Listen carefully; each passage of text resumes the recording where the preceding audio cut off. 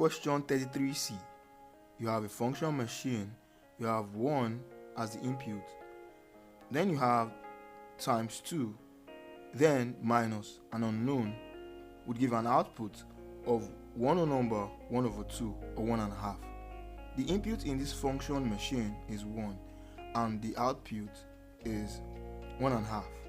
The value that will fit into the space in this function machine is, so what value will fit in here? We have an input of 1, we have to multiply it by 2. 1 times 2 is 2.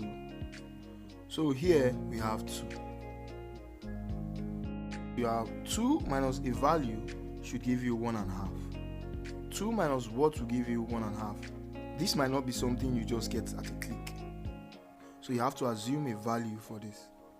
Let's take it as b. So we say 2 minus b should equal 1/2. That's 1.5. We need to find b. Finding b is easy because this is just an algebraic expression. And when working with fractions, it's best you convert mixed fractions to improper fractions. So we convert this from mixed fraction to an improper fraction. We have 2 minus b equals, you multiply the denominator by the whole number, then add the numerator to the result. So you have 2 times 1, that's 2, plus 1, that's 3. Therefore you have 3/2. We're trying to find b.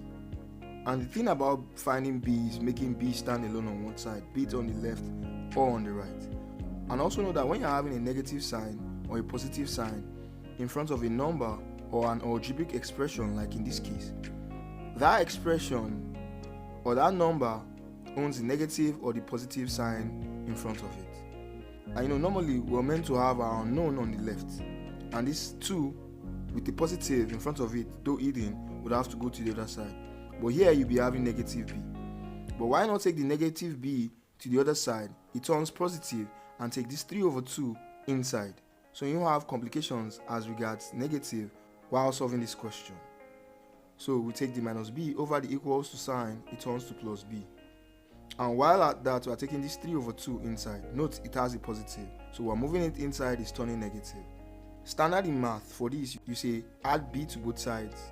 The result is still saying minus b crosses and becomes plus b. While for this 3/2, it's positive, so you subtract 3/2 from both sides. The result is still the same as saying plus 3/2 crosses the equals sign and becomes minus 3/2.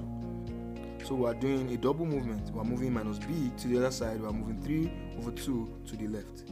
So we have 2 plus 3/2 crosses and becomes minus 3/2 equals minus b crosses and becomes plus b. So we have 2 minus 3/2 equals b. You can still write this as b equals 2 minus 3/2.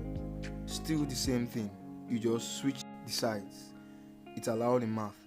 You might wonder why the plus b is not going over the equals sign and becoming negative, while the plus 2 goes and becomes minus 2, and the minus 3/2 goes and becomes plus 3/2. This is allowed. We're just doing a switch. And you can still solve this way if you're comfortable solving like this. Now we're subtracting fractions. This is easy. You can take this as 2/1. b equals, you find the LCM. When you're adding or subtracting fractions, you find LCM. When you're multiplying or dividing, you don't find the LCM. Some students make this mistake.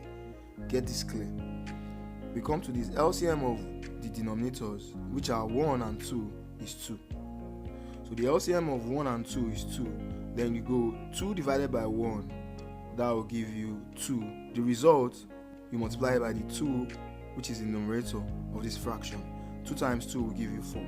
So you have here as 4 minus, there's a negative sign here. 2 divided by 2 is 1. The result, which is 1, times the numerator, which is 3. 1 times 3 is 3. So we have 3 here. b is therefore 4 minus 3, that's 1/2. b is therefore half. So in this empty space, we have half. So the value that will fit into the space in this function machine is half, or you can say 1/2. Hope you understand.